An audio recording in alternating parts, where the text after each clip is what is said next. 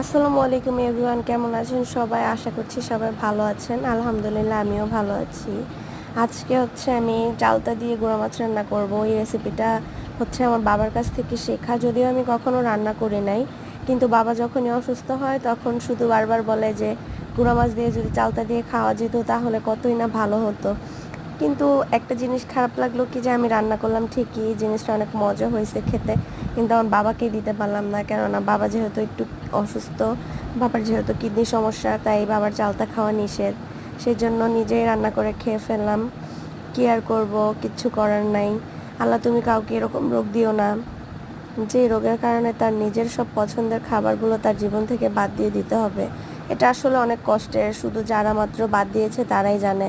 যেমন আমি দেখি আমার বাবাকে, বাবার প্রচুর কষ্ট হয়ে যায় যখন বাবার পছন্দের খাবারগুলো খেতে ইচ্ছা করে বাট খেতে পারে না। সবাই ভালো থাকুক, আল্লাহ হাফেজ।